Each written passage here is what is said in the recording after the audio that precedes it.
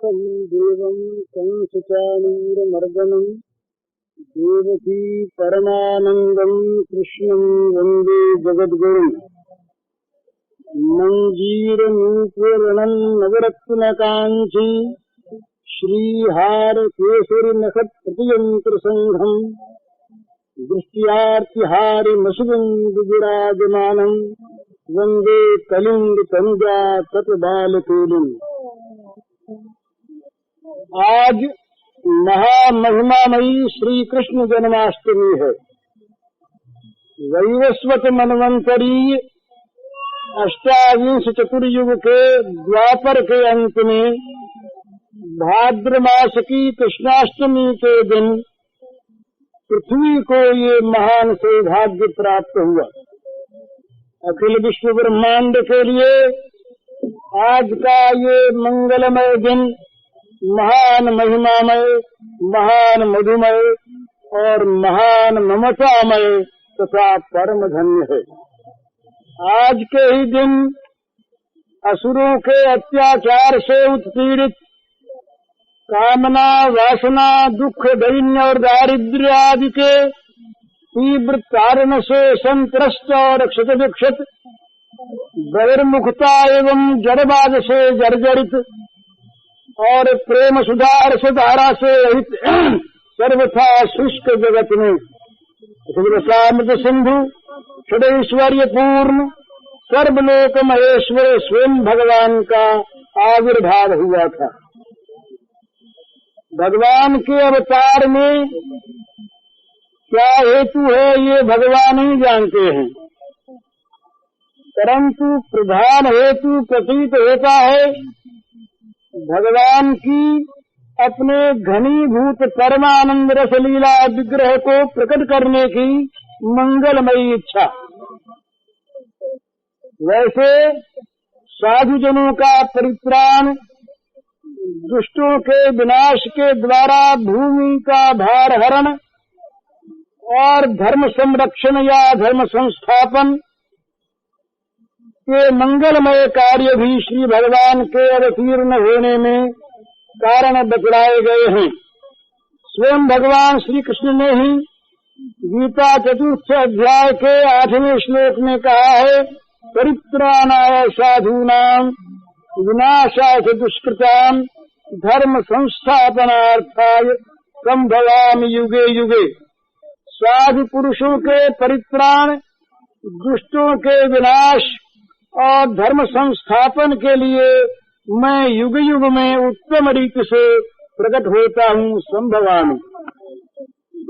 पर केवल यही कारण नहीं है, भगवान ने ही इसके पहले 6 और 7वें श्लोक में कुछ भिन्न संकेत भी किया है। अजोपसन्नतया भूतानां ईश्वरोऽपि सन् प्रकृतिं स्वामधिष्ठाय संभवाम्यात्म मायया यदा यदा हि धर्मस्य ग्लानिर्भवति भारत अभ्युत्थानम धर्मस्य तदात्मानं सृजाम्यहम्।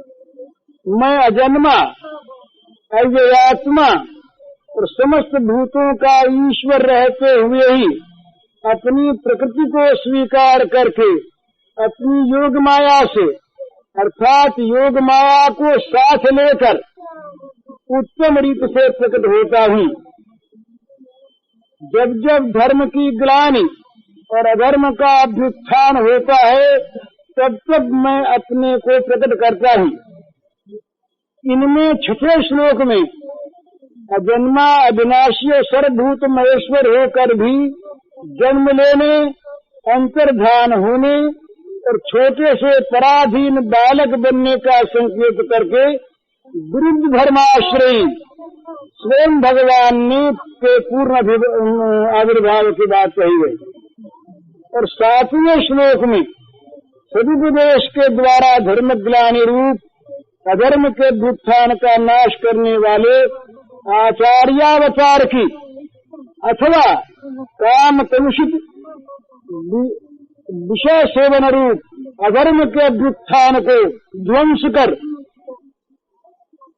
परम त्यागमय मधुरतम गोपी प्रेम धर्म के संस्थापन करने की ओर संकेत किया गया। भगवान श्री कृष्ण स्वयं भगवान हैं, अतएव उनके द्वारा सभी लीलाओं का सुसंपन्न होना इष्ट है। इसके अनुसार उनके प्राकट्य के भी विभिन्न कारण हो सकते हैं और वे सभी सत्य हैं। भगवान श्री कृष्ण के प्राकट्य का काल था भाद्रपद की अंधियारी अष्टमी की अर्धरात्रि और स्थान था अत्याचारी कंस का कारागार। पर स्वयं भगवान के प्राकट्य से काल देश आदि सभी परम धन्य हो गए। 5000 से अधिक वर्ष बीत चुके हैं, परंतु प्रतिवर्ष वही पवित्र भाद्रमास, वही कृष्ण पक्ष और वही शुभ अष्टमी आती है और पृथ्वी के परम सौभाग्य की नवीन स्मृति जागृत करके चली जाती है। आज भी इस दिन हम बहिर्मुखी जीवों को न दिखने पर भी पृथ्वी के वक्षस्थल पर एक विलक्षण आनंद का महानृत्य होता है। और आज भी सौभाग्यवान भक्तजन इस नित्य स्मरणीय महान मंगलमयी तिथि की पूजा, जन्मोत्सव का आयोजन, जन्माष्टमी व्रत का सेवन करके धन्य होते हैं। और आज भी प्रेमी भक्त अपने परम प्रियतम श्याम सुंदर के आविर्भाव का दर्शन भी कर पाते हैं। भगवान श्री कृष्ण के इस आविर्भाव के समय का बड़ा ही सुंदर वर्णन दिव्य रससागर हुए श्री सुखदेव जी ने किया है। आज इस समय इस आविर्भाव के काल में हम उसी का कुछ रसास्वादन करें और मन ही मन ऐसा ही चिंतन और ध्यान करें। वे कहते हैं अब सर्वगुणोपेतः काल परम शोभन, काल समस्त शुभ गुणों से युक्त परम शोभन हो गया। ये काल नित्य ही जगत के सृजन संहार में लगा रहता है। इससे जगत में कोई उससे प्यार नहीं करता। आज बना कल ये बिगाड़ देगा, परंतु काल के आधार भगवान उसकी कभी उपेक्षा नहीं करते। वे काल के निमित्ता होकर भी काल में ही प्रकट होते हैं और काल में ही अंतर्धान भी हो जाते।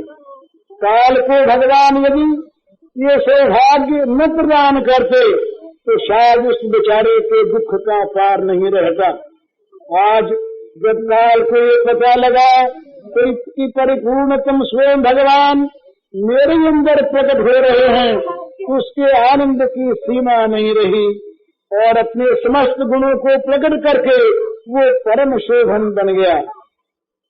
उसने प्रत्येक ऋतु तथा प्रत्येक समय विशेष से चुन चुन कर सभी सद्गुणों को धारण कर लिया और विलक्षण रूप से सुसज्जित हो उठा। बसंत ऋतु का मलय समीर, कोकिल का कूजन, भ्रमर का गुंजन, आम्र में नवीन मौर का उदय, अशोक और चंपा का मुक्त हास्य, वर्षा कालीन कदम्बानिल, शरद की स्वच्छता और प्रसन्नता, हेमंत की मालती, शिशिर के कुंद कुसुम, दिवस की कमलिनी, रात्रि की कुमुदिनी, प्रातः काल का देव पूजन, कर्म प्रवृत्ति, मध्याह्न का पवित्र प्रभु सेवा रूप आजीविका कर्म, सायाह्न का देव पूजन तथा सात्विक आनंदोत्सव, निशा का शांत भाव, रात्रि शेष का उत्साहपूर्ण जागरण, सतयुग की तपस्या, त्रेता का यज्ञ, द्वापर की परिचर्या और कलयुग का श्री हरिनाम संकीर्तन इत्यादि काल के भंडार में जहाँ जो सद्गुण थे सभी को अपने में धारण करके वो सर्वांग सुंदर हो गया। अथ सर्वगुणों के तत्काल परम शोभन निर्मरक्षम शांतक्ष ग्रह कारकम, रोहिणी नक्षत्र था। तो आकाश में सभी नक्षत्र ग्रह तारे शांत और सौम्य हो रहे थे। सूर्यादि नवग्रह अश्विनी आदि 27 नक्षत्र, जन्म संपत आदि तारे, उग्र शांत वक्र उच्च नीच आदि विभिन्न भावों से काल के सृजन संहार कार्य में सहायता किया करते हैं। कर्म फलानुसार काल जब जिसको जैसा कुछ सुख दुख भुगताना चाहता है, ये भी तब उसके लिए वैसे ही उग्र शांत वक्र आदि बनकर काल का सहयोग दिया करते हैं। आज परिपूर्णतम भगवान श्याम सुंदर के शुभागमन के समय वे सभी अपनी उग्रता वक्रता का परित्याग करके शांत हो रहे हैं और कोई वक्र गति से, कोई अतिचार गति से और कोई महातिचार गति से अपने अपने उच्च स्थानों में से होकर श्री भगवान का अभिनंदन करने में संलग्न है। उस समय यही नक्षत्र था। भगवान ने उसको अपने जन्म के नक्षत्र के रूप में स्वीकार करके परम धन्य कर दिया। ऋषि सुखदेव जी ने रोहिणी नक्षत्र का स्पष्ट नाम न लेकर अजन जन्म रक्षण इस गुप्तार्थ पद के द्वारा रोहिणी का नाम संकेत किया, जिसका साधारण जीवों की भांति कर्म फल रूप जन्म नहीं होता, उनको अजन करते हैं। उन भगवान के नाभि कमल से जिनका जन्म होता है वे ब्रह्मा अजन जन्मा कहलाते हैं। वे ब्रह्मा जिस नक्षत्र के अधिष्ठाता है उसका नाम होता है अजन जन्म नक्षत्र, अर्थात रोहिणी नक्षत्र, क्योंकि रोहिणी के अधिष्ठाता ब्रह्मा है। शास्त्रों में कहा गया है कि अपने या अपने स्वजनों का जन्म नक्षत्र प्रकट नहीं करना चाहिए। अतः श्री सुखदेव जी ने भी अपने परम प्रिय श्री श्याम सुंदर के जन्म नक्षत्र को गोपन रखने के लिए स्पष्ट रोहिणी न कहकर ऐसा कहा। जहाँ भगवान श्री कृष्ण का नाम गुण कीर्तन होता है, वहाँ से भी सब पाप ताप विघ्न बाधाएं दूर भाग जाती, वे वहाँ समीप नहीं रह सकती, वरम विविध प्रकार से सुलक्षण आज उठते हैं। तब स्वयं भगवान जहाँ पृथ्वी की पीड़ा मिटाने के लिए तीर्ण होते हैं, वहाँ वार तिथि नक्षत्र योग आदि के अत्यंत शुभ सूचक होने में कौन सी आश्चर्य की बात है। जगत का प्रत्येक कार्य काल दिशा और देश के अधीन है। इसी से जगत में काल दिशा और देश का विचार करके ही कार्य किया जाता है। यद्यपि श्री भगवान की दिव्य लीला में काल दिशा और देश की कोई बाध्य बाधकता नहीं, वे स्वयं काल दिशा और देश के नियंता हैं। तथापि वे जब धराधाम में अवतीर्ण होते हैं तब काल दिशा और देश पर कृपा करके उनके साथ अपना पवित्र संबंध देकर उन्हें धन्य और कृतार्थ कर देते हैं। इसीलिए आज काल की भांति दिशा और देश भी समस्त सद्गुणों से सुशोभित हो रहे हैं। दिशक प्रसिद्धुर्गगनम निर्मलोदयम, दसों दिशाएं प्रसन्न हो गई।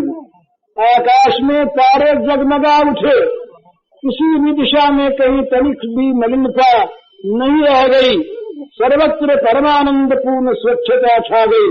सभी दिक्पति परम प्रफुल्लित आनंद पूर्ण हृदय से अपने स्वामी के शुभागमन का अभिनंदन करने के लिए समस्त दिशाओं को सुसज्जित करके दिव्य बदबू के साथ हाथों में अर्घ्य पात्र लेकर उनकी प्रतीक्षा करने लगे।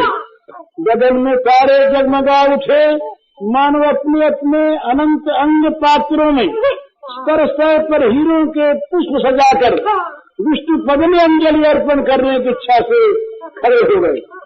काल और दिशा की भांति देश भी मंगल श्रृंगार से सुसज्जित हो गया।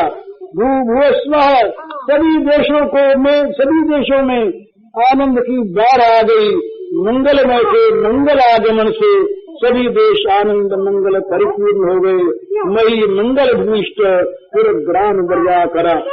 पृथ्वी के सभी बड़े बड़े नगर, छोटे छोटे गांव, हीरों की बस्तियां, रत्नों की खाने, आनंद मंगल की क्रीड़ा भूमि बन गई। विविध हेतुओं की अवतारणा करके नगरों के मार्ग परिष्कृत तथा सुगंधित हो गए।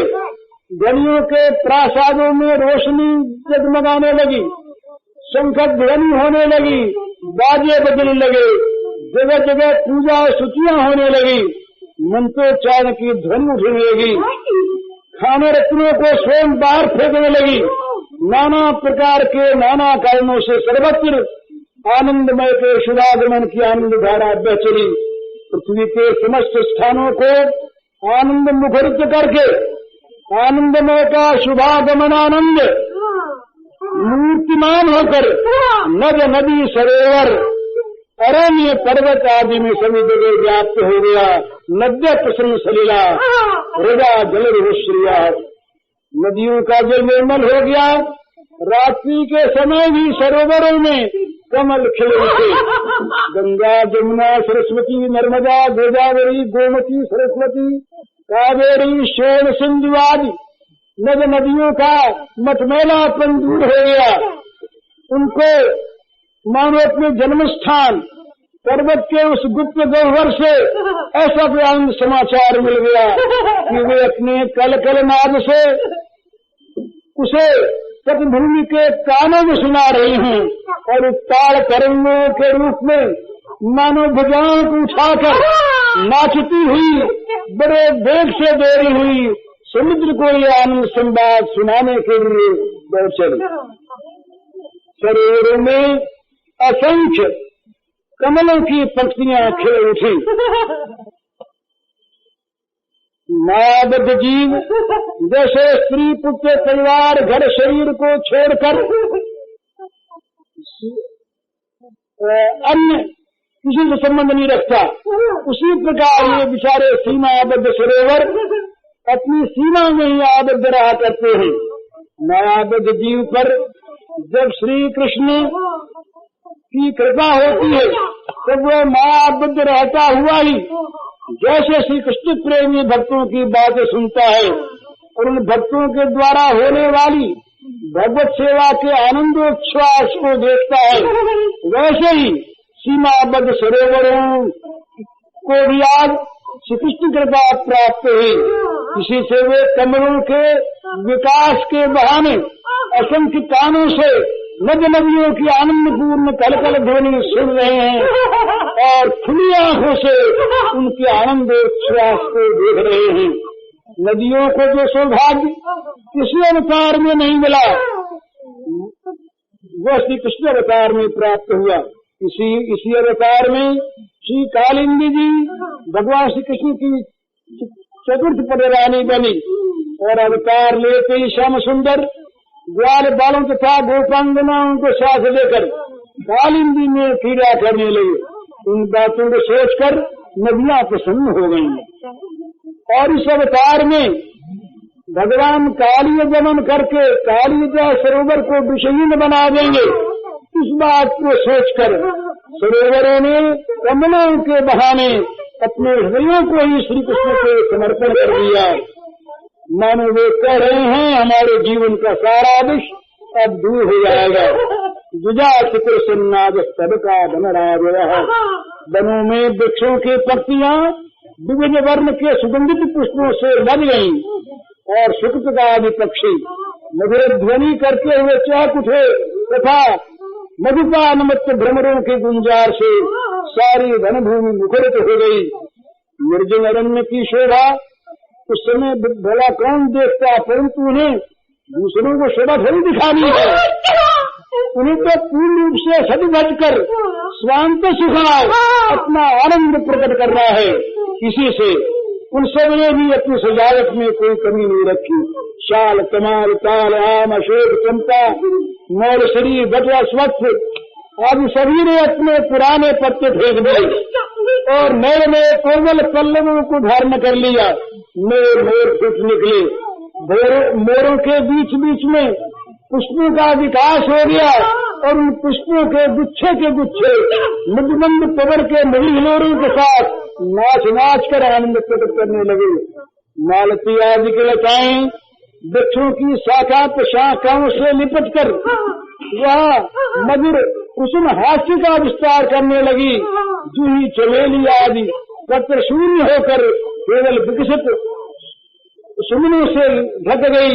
रात्रि के समय सोए हुए भ्रमर मानो स्वप्न में किसी गुप्त परमानंद संवाद को पाकर सहसा जाग उठे और मधुर गुंजार करते हुए पुष्पों के पास जा जाकर आनंद समाचार का कारण पूछने लगे। शाखाओं पर घोंसलों में सोए हुए पक्षीगण भ्रमरों की झंकार से जागृत होकर अपनी कमनीय काकली से वन प्रांत को निनादित करते हुए अकस्मात उदय हुए आनंद का कारण जानने के लिए इधर उधर वृक्षों पर लेने लगे। आम्र वृक्ष में असमय मोर देखकर पेड़ों के आनंद की सीमा नहीं रही। वे बड़े वेग से उड़कर शाखाओं पर पहुंच गई और पंचम स्वर से तान छेड़कर आनंद में मग्न हो गई। इस प्रकार सर्वत्र मान आनंद के पूर्ण विकास से समस्त अरण्य सर्वथा आनंद भवन बन गया। यो भगवान श्री कृष्ण का शुभागमनानंद आकाश पृथ्वी और जल को आनंद मत बनाकर और वायु के निकट पहुंचा। जब वायु सुख स्पर्श है गंध शुचि परम पवित्र शीतल मंद सुगंध वायु अपने स्पर्श से सबको सुखदान करती हुई बहने लगी। वर्षा ऋतु के घोर जल वर्षण से वायु में आर्द्रता और बीच बीच में होने वाली कई धूप से उसमें कुछ उष्णता आ गई थी। और अब श्री भगवान के शुभागमनोत्सव के कारण बसंत के अंत में जो मलय पवन निर्वासित कर दिया गया था वह अपने निर्वासन जन्म से मुक्त होकर लौट आया और वर्षाकालीन उस नाथ शीतोष्ण वायु के साथ मिल गया। अब दोनों ने मिलकर खोज कर जहाँ जहाँ उन्हें सुगंध प्राप्त हुई ले लेकर अपने सारे अंगों पर लगा ली और आनंद मत होकर वे वृक्षों के मस्तकों रमणियों के अंचलों तथा प्रासाद शिखरों की पत्राटाओं के साथ क्रीड़ा करने लगे। श्री भगवान आ रहे हैं। इसलिए उस समय वायु ने रज को लेकर धूल को लेकर खेलना छोड़ दिया तो सात्विक आनंद के साथ वे खेलने लगे। इसी कारण अपने स्पर्श से वे सबको सुख देने वाली बन गई। ये जब श्री गोविंद के शुभागमनानंद से पृथ्वी मंगलमयी जल कमलाच्छादित वायु सुगंध संपन्न और सुख से हो गई और निर्मल आकाश तारा मालाओं से जगमगा उठा तब अग्नि भी निश्चेष्ट नहीं रह सकी। पृथ्वी जल तेज वायु और आकाश ये पंचभूत मिलकर ही तो जगत का सारा काम करते हैं।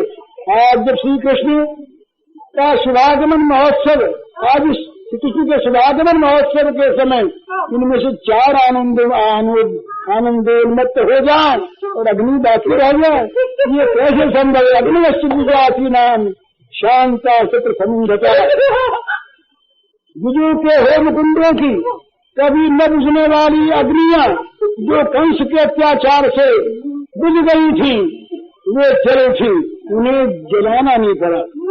लकड़ी के अंदर से अपने आप ही प्रज्वलित होकर वे दक्षिणावर्त हुई जल नाचने लगी। श्री गोविंद के शुभागमन के आनंद में उनके लिए घट की आहुति मंत्र पाठ अथवा ईंधन की आवश्यकता नहीं हुई। वे अपने आप ही प्रकट होकर होम मंडपों को आलोकित करने लगी। श्री कृष्ण का शुभागमन महानंद बाह्य जगत को प्रमुदित और पुलकित करके अब अंतर जगत में जा पहुंचा। मनाश्यासन प्रसन्नानि साधु नाम असुरद्रोही साधु का चित्त सहसा प्रसन्नता से भर गया। भगवत भक्तों के हृदय सहसा अजानित असंभावित और अप्रत्याशित आनंद से परिपूर्ण हो गए। कहाँ से किस लिए कैसे इस परमानंद ने आकर उनके हृदय में प्रवेश किया इसका उन्हें पता नहीं चला। वे आनंद में भरकर पुलकित हो गए। उनके नेत्रों से प्रेमानंद के सुधा बिंदु झरने लगे और वे सब इस आनंद में के नित्य सुख रहने के लिए भगवान से प्रार्थना करने लगे। असुर निकंदन श्री कृष्ण चंद्र के शुभागमन की सूचना पाकर असुरों के अत्याचार से उत्पीड़ित देवताओं के हृदयों में भी शांति और आशा का संचार हो गया। असुर समुदाय अपनी भयानक मूर्ति सहज हिंसा प्रवृत्ति के कारण सभी के अप्रिय होते हैं, इसलिए असुर के अतिरिक्त जीवन मात्र असुरद्रोही है। इस सिद्धांत से साधु प्रकृति के सभी असुरद्रोही जीव प्रसन्न हो गए, पर भगवान के भक्तों का सुख तो अवर्णनीय है। बादल से गिरी हुई जल की बूंद मेघ प्रिय चातक को जैसी सुखदायी होती है वैसी अन्य किसी को नहीं होती। ये सत्य है कि दूसरों की भी प्यास बुझती है, पर वे केवल मेघ के जल की ही प्रतीक्षा नहीं करते। उनको नदी सरोवर झरने बहुत जगह जल दिखाई देता है, कहीं से भी लेकर वे अपनी पिपाशा शांत कर सकते हैं। तो श्री भगवत चरणाश्रित एक निष्ठानंद भक्तों के आनंद का स्रोत तो केवल श्री भगवान के चरणारविंद ही हैं। जो एक भेदाश्रित हैं, भगवत चरणाश्रित नहीं है, उनके सुख के लिए स्त्री पति पुत्र परिवार जन धन जमीन विषय वैभव मान सम्मान प्रशंसा यश और पदाधिकार आदि अनेक वस्तुएं हैं। इसीलिए वे श्री भगवत चरणारविंद भीतर सके दिव्य आनंद का पूर्ण स्वादन नहीं कर पाते। फिर जैसे बादलों का निर्मल जल भी यदि गंदे कूड़े भरे स्थानों में गिर जाए तो वो निर्मल नहीं रहता, इसी प्रकार भगवान का परमानंद नित्य निर्मल होने पर भी जिन लोगों का जीवन कामना वासना भोगासक्ति भोग सुखास्था क्योंकि गंदे कूड़े से भरा है, वे उस परमानंद को भी विषानंद बना लेते हैं। जैसे अत्यंत उत्तप्त स्थान पर गिरी हुई जल की बूंदें प्रतिसूर जाती हैं तथा ताप और भी बढ़ जाता, वैसे ही अविश्वास भोगासक्ति और बहिर्मुखता से उत्तप्त जीवों के समीप पहुंचा हुआ भगवत संबंध जनित आनंद बिंदु भी उनकी भगवत विमुखता के कारण तुरंत उनके लिए लुप्त हो जाता होता और उन बहिर्मुख तथा अविश्वासी जीवों का ताप बढ़ जाता है। आज श्री भगवान के शुभागमन का पूर्ण प्रकाश होने से श्री भगवत चरणाश्रित अनन्य भक्तों के हृदय में आनंद का जो महान प्रवाह बहने लगा, वो आनंद भोग कामना वासना बड़े हृदयों के लोगों को नहीं मिला। प्राकृतिक शोभा संपत्ति की विपुलता को देखकर वे विषानंद का अनुभव करने लगे और कंसाद स्वरूप की बहिर्मुखता भोगासक्ति और विश्वास से भरे उत्तप्त हृदयों में ये विषयानंद भी नहीं ठहर सका, गर्म का ताप और भी बढ़ गया।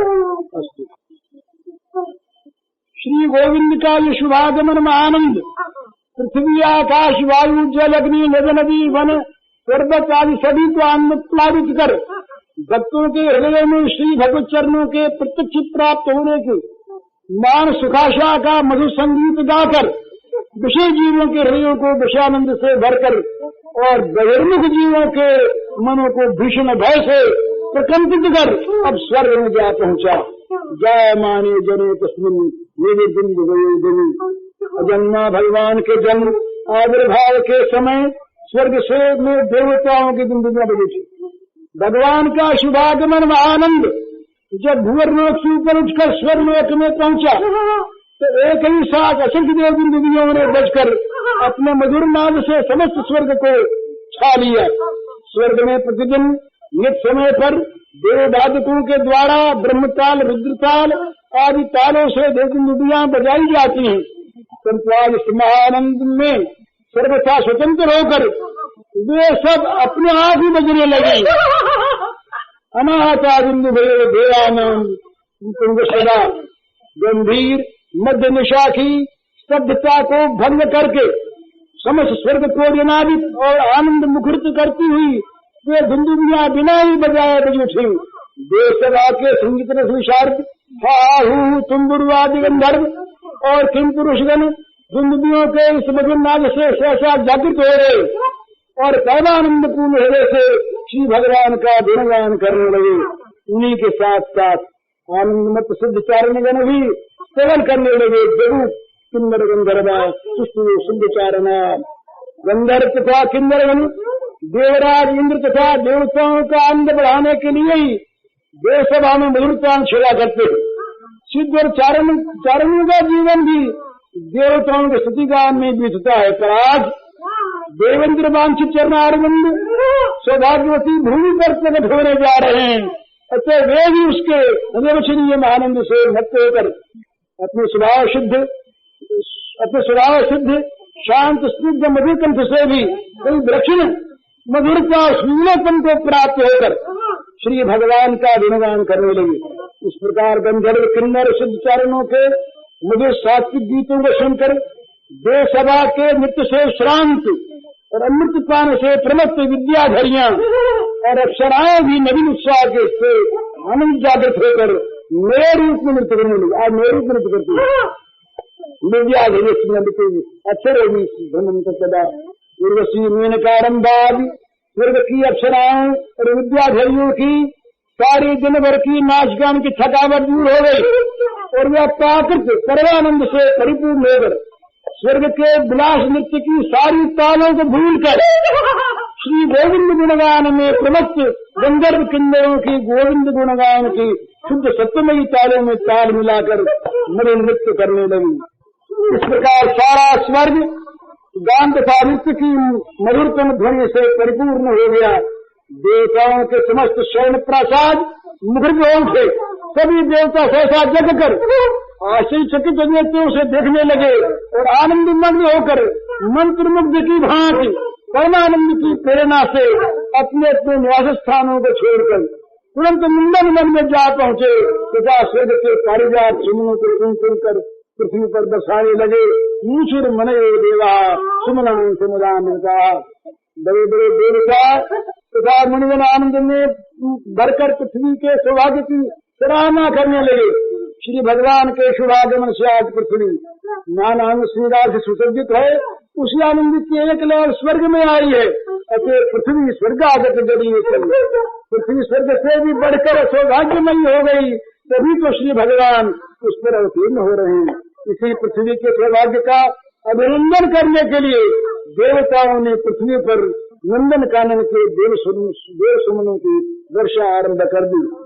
अवश्य ही इस अपराकृत आनंद का यथार्थ स्वरूप कोई नहीं जानता, पर चुपके से आकर इस महानंद ने सबको आनंद प्रमत्त कर दिया। चौदह भुवन आनंद से नाच उठे। इस आनंद के उच्छ्वास से सत्य संजुओं में भी आनंद क्षोभ हो गया। वे भी मधुमंद गर्जना करते हुए उत्ताल तरंगों की भंगिमा दिखा दिखाकर नृत्य करने लगे। मंदम मंदम जलधरा जगद्गुरुसागरम समुद्र की कन्या लक्ष्मी नारायण की पत्नी है। मानो इसी संबंध सूत्र से ससुर न हो गए। गौरव मंडित होकर संजू गर्जना के रूप में घोषणा कर रहे हैं। आज जिनके शुभागमन से समस्त विश्व ब्रह्मांड परमानंद में बह रहा है, ये हमारे अपने ही है, हमारे जवानी है। इस प्रकार समुद्र का गर्म छोड़कर दिक प्रांतवर्ती मेघ समुदाय भी मुखर उठे। उन्होंने भी मधु मधु गर्जना करके कहा, रे हमारा उनका तो वर्ण ही है, हम भी नील श्याम और वे भी नील श्याम, वो हमारे सखाई हैं। श्री भगवान के संबंध गौरव तथा वर्ण साम्य के गौरव से प्रमत्त जलनिधि तथा जलज निकर अपने अपने सौभाग्य की गाथा गाने लगे। ऋषि थे थे गाय माने जनार्दने देव की देवरूपियाम विष्णु सर्वदुहाशय आविरासी प्राच्याम विषेन्दुरे पुष्कल। इसी समय विराजमान सर्वदुहाशय देवरूपिणी देवकी के गर्भ से प्रकट हुए। जैसे 16 कलाओं से पूर्ण चंद्र का उदय हुआ, देवकी जी को देवरूपिणी कहा गया। इसका भाव यह है कि उनका दिव्य शरीर था। भगवान नित्य स्वप्रकाश है। उन स्वप्रकाश विचित्र दिव्य लीला में भगवान का नाम देव है। उनका रूप श्री विग्रह सच्चिदानंदमय है।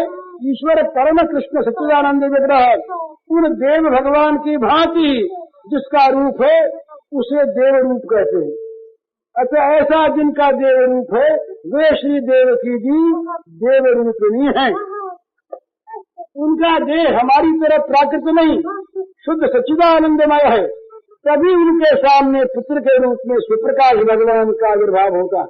चंद्रमा, सूर्य, अग्नि, विद्युत आदि ज्योतियां जो जगत को प्रकाशित करती हैं, कोई भी स्वप्रकाश नहीं है। भगवान ने स्वयं का अर्जुन विदादित्य वचन थे जो जगत भाषयते खिलम, ये चंद्रमस्याग्नि तत्तेजो विद्यमानकम। चंद्र, सूर्य, अग्नि आदि की जिस ज्योति से संपूर्ण जगत प्रकाशित होता है वह मेरी अंगत ज्योति है। यहाँ तक कि भगवान का सच्चिदानंदमय परम धाम भी स्वप्रकाश श्री चंद्र आदि की ज्योतियां वहाँ नहीं। जगत भाषयते सूर्यो न शशांको न पावक यद्गत्वा धनिवर्तन के तद्धाम परम। उसको प्रकाश परम धाम जिसको प्राप्त होकर अपने संसार में लौटना नहीं पड़ता, सूर्य, चंद्रमा और अग्नि की ज्योति से प्रकाशित नहीं है। श्रुति कहती है तमेव भांत मनुभाग सर्वम तस्य भाषा सर्वमिदं विभाति। जो प्रकाश की भगवान की अंग ज्योति से ही सूर्य, चंद्र आदि सब ज्योतिर्मय हैं और उनकी अंग छटा से ही संपूर्ण विश्व प्रकाशित है। इस प्रकार श्री भगवान ही सत्य प्रकाशक है, भगवान का कोई प्रकाशक नहीं। पिता माता अपने पुत्र का जगत में प्रकाश करते हैं, इसी से वे पुत्र के प्रकाशक कहे जाते हैं। श्री भगवान के पिता माता जो भगवान को जगत में प्रकट करते हैं वे भी भगवान के प्रकाशक है। श्री भगवान सुप्रकाश हैं, अतएव अपनी सुप्रकाशिका शक्ति के अतिरिक्त हम किसी से प्रकाशित नहीं हो सकते। अतएव वसुदेव देवकी भगवान के पिता माता भी भगवान के सच्चिदानंदमयी सुप्रकाशिका शक्ति हैं। वे उन्हीं के शुद्ध सत्य की घनीभूत मूर्ति प्राकृतिक जीवों की भांति न तो भगवान माता गर्भ में आते और न कर्म परवश उनका जन्म होता है और न उनका विग्रह ही भिन्न उनसे भिन्न शांत भौतिक होता है। वे भगवान स्वेच्छा में दिव्य वपु से प्रकट होते हैं, वे जगत पिता हैं, सबके जन्मदाता हैं। उन्हीं से अनंत कोटि ब्रह्मांडों का उदय होता है। परंतु जो भगवान को प्रतिरूप से स्नेह करते हैं उन राशि प्रेम युक्त भक्तों को श्री भगवान माता पिता के रूप में स्वीकार करके उन्हें धन्य करते हैं। भगवती देवकी अनन्य वात्सल्य प्रेम से श्री भगवान को पुत्र रूप से प्राप्त करना चाहती थी, इसीलिए उनमें वात्सल्य प्रेम को और अपने प्रति पुत्र भाव को सुदृढ़ करने के लिए आविर्भाव से पूर्व भगवान ने अपने चिंत शक्ति स्वजन मनमोहिनी माया से देवकी में गर्भ के लक्षण उत्पन्न कर दिए। वास्तव में गर्भ नहीं था, इसी से उन्होंने समझा कि मेरे गर्भ से ही पुत्र उत्पन्न हुआ है। इसी से वे पूर्ण वात्सल्य से पुत्र रूपी भगवान का लालन पालन करती है। इस अगाध वात्सल्य प्रेम सागर में भगवान की सारी भगवत्ता डूब जाती है। जहाँ ऐश्वर्य ज्ञान मिश्रित वात्सल्य प्रेम होता है वहाँ बीच बीच में भगवत्ता की स्फुरमा भी होती है, फिर स्थायी नहीं होती। श्री देवकी जी वसुदेव जी का वात्सल्य प्रेम ऐश्वर्य ज्ञान मिश्रित था, इसी से समय समय पर उन्हें अपने पुत्र श्री कृष्ण में भगवान का बोध भी हुआ। इसी से लालन पालन के साथ ही वे स्तुति प्रार्थना भी करते थे। विशुद्ध प्रेम तो वृंदावन में था और उसकी बड़ी मधुर अभिव्यक्ति वृंदावन लीला में देखी जाती है। भगवान अनंत कोटि ब्रह्मांडों में व्याप्त विष्णु हैं और वे ही भक्त के प्रेमानुरूप क्षुद्र बालक रूपधारी हैं। ये सदा ही बृहद सदा ही क्षुद्र हैं। वृद्ध धर्म उनमें युगपत रहते हैं। अनोरणीयाम महतो महियान, वे ही सबके हृदयों में व्याप्त अंतर्यामी हैं। वे ही सर्वातीत हैं और वे ही सर्वगुणमय लीलामय हृदय मूर्ति श्री भगवान है। पुरुषावतार, गुणावतार, लीलावतार, मनवंतरावतार, अंशावतार, कलावतार, आदेशावतार, प्राभवावतार, वैभवावतार और परावस्थावतार सभी उन्हीं से होते हैं। यही सब अवतारों के अवतारी साक्षात स्वयं भगवान हैं। समस्त अवतार उन्हीं के अंतर्गत है, उन्हीं में सब सम्मिलित हैं, क्योंकि वे ही सब कुछ है। दैवशत मनवंतर के अष्टविंश युग के द्वापर में प्रकट होने वाले ये भगवान सबकी प्रतिष्ठा, सबके अवतारी, सर्वमय, सर्वातीत, सर्वरूप, निर्गुण, सगुण, अचिंत्य अनंत गुण समुद्र, अखिल प्रेम साम सिंधु, षोडश कला पूर्ण, ऐश्वर्य संपन्न, हानोपादान रहित सच्चिदानंद घन विग्रह पूर्ण पुरुषोत्तम स्वयं भगवान है।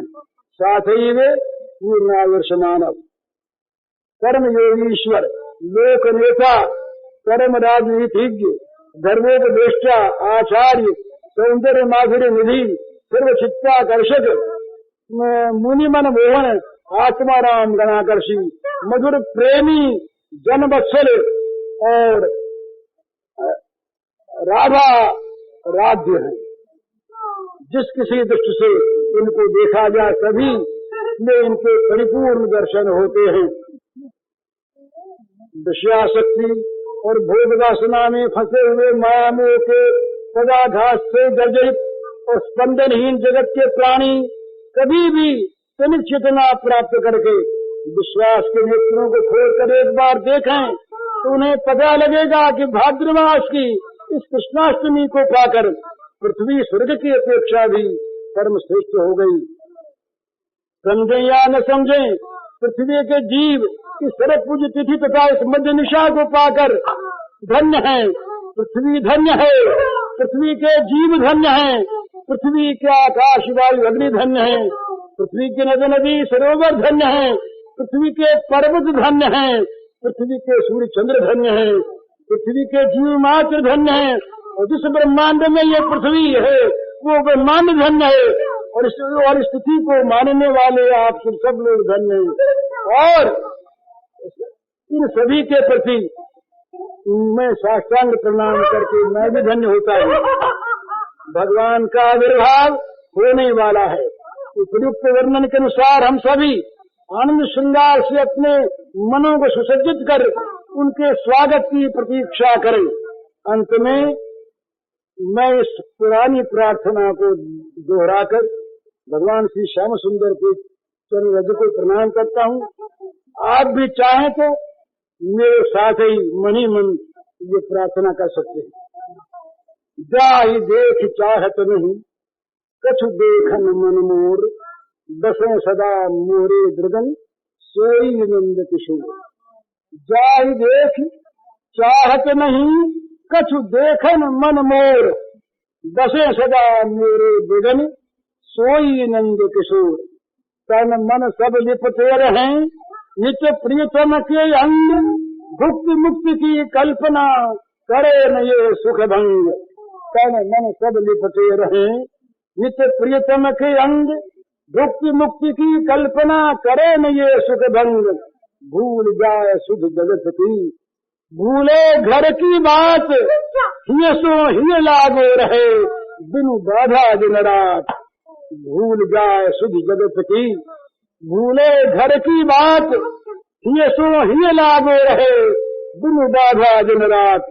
इंद्रिय मन बुद्धि आत्मा बने श्याम के धाम, सब में सदा बसो रहे, प्रियतर मधुर ललाम।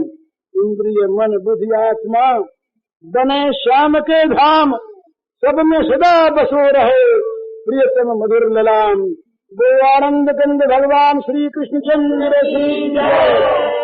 ये भगवान के आगमन की, शुभागमन की प्रतीक्षा में प्रकृति ने जो कुछ किया, हम लोग ऐसे प्रतीक्षा करने लगे तो भगवान आ जाए भला।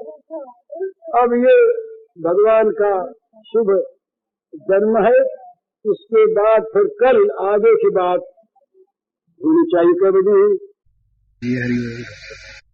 पूज्य श्री भाई जी के इस प्रवचन का कैसेट संख्या है 36 और शीर्षक है श्री कृष्ण जन्माष्टमी प्रवचन संवत 2017।